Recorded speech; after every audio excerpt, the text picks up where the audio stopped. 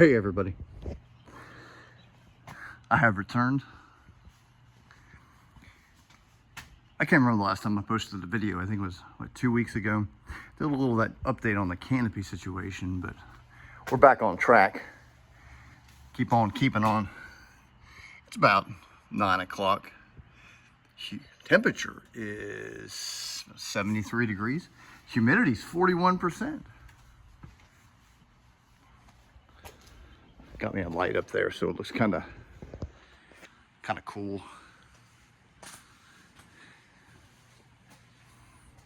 For all you modelers out there, don't forget to model the escape hatches, because that's what these things are. Actually says it in the dash one. Well, where's my handle at?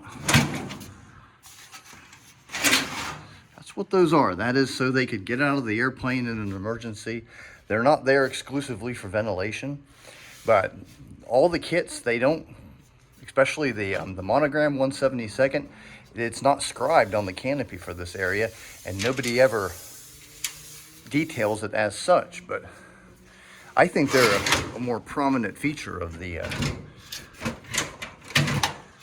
B-36's personality.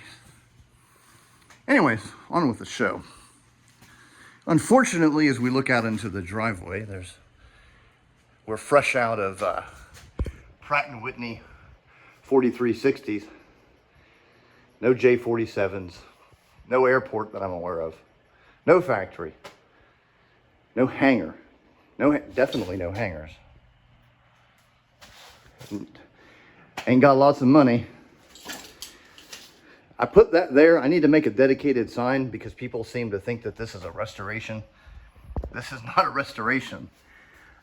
There's only, not including what's at the crash sites, there's only, 4.5 real B-36s out there. What you're looking at here is it's a complete scratch built with only a handful, well, not literally, but a passenger seat and a large vehicle worth of real B-36 parts, you know. Of course, the seats are real from other Air Force planes, but they're the same type as the B-36. But these didn't actually come out of a B-36. The contract numbers on the data plates are a bit far. They probably came out of like a C-119 or something of that nature. I don't know if I've got any smaller donations over the past week or so. If I've forgotten or I haven't got the notification yet, I thank you very much for that. XC-99 is still on her fatal course to the ground. We got a visitor today. I don't think he's going to be out here very long, but for all you modelers out there, we have the XB-36, serial number 4213570. This was the initial B-36 design. It's unique because of the airline streamlined canopy that was only used on one B-36. Of course, the production B-36, or the YB-36, which was 4213571, through the last B-36, 522827, all had the bubble cockpit, like we have here. The reason that they went from this style of nose to what you see on the other B-36s is they wanted to incorporate a nose gun right there. So they put the nose gun there and essentially raised the cockpit up to about right there, or the flight deck. This thing was hand built. Well, the real one was hand built in the experimental hangar.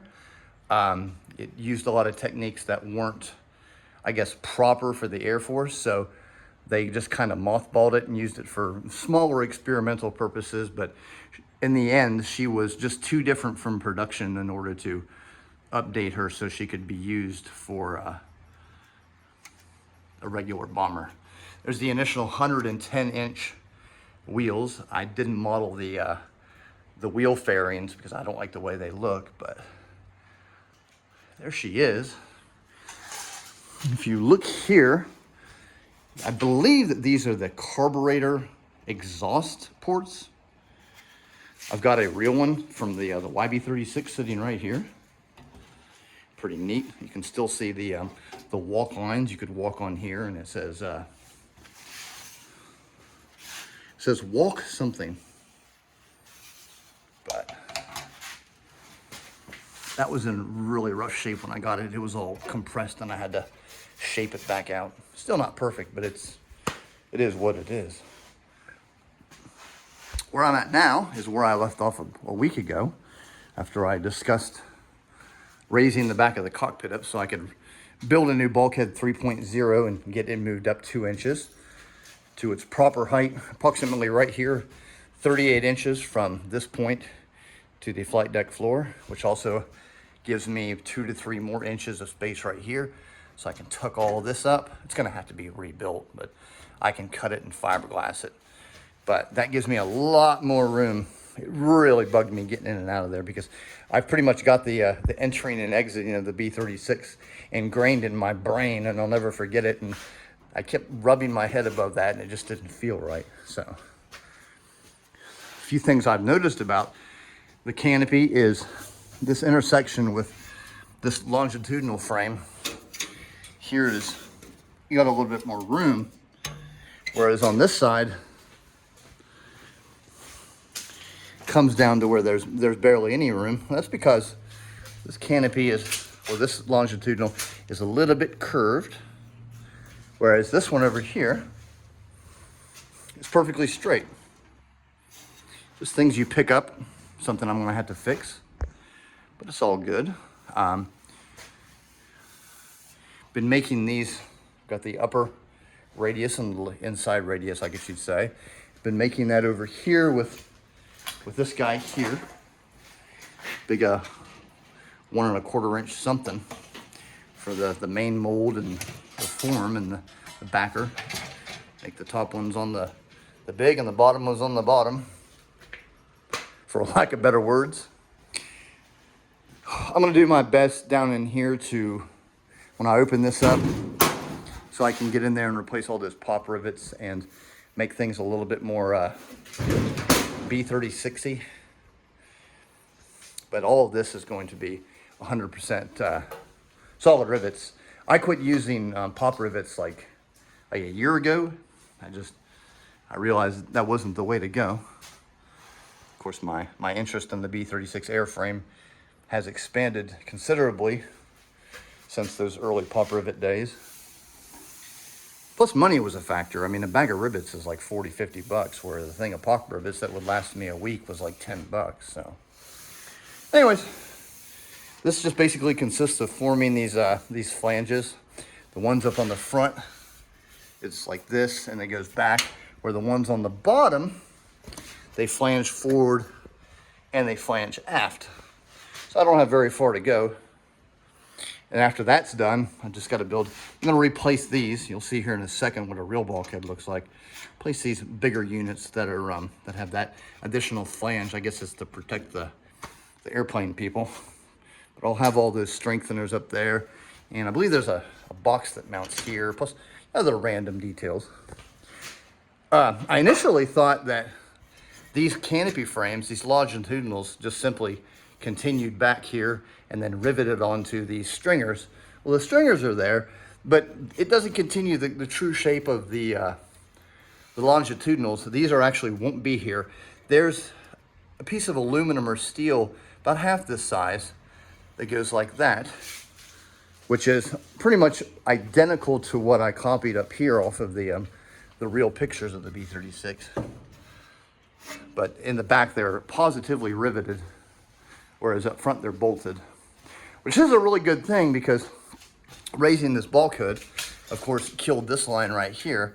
So I'll have that thinner piece of aluminum there that'll go right over the bulkhead, and it'll be perfect. It'll be great. I can't wait to get some of this worked on. Of course, after I put the 2,000 rivets in this thing, which is going to take probably a week or so. But we'll get there.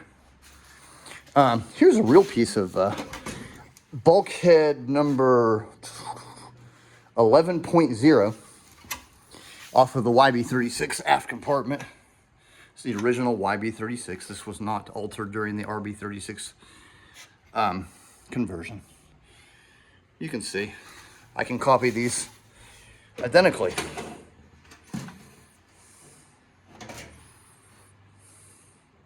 I don't know if this is the proper width of material versus what I got up there. I think that's right. I don't know. I'm looking off my pictures. It tells me that I'm pretty right there, pretty correct right there based on the spacing of the rivets.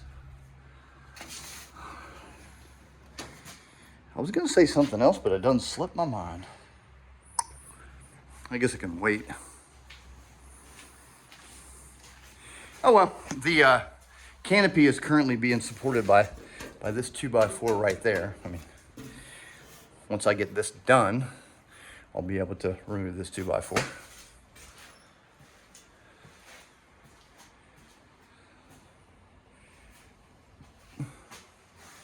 That's about it. I'll see y'all next time.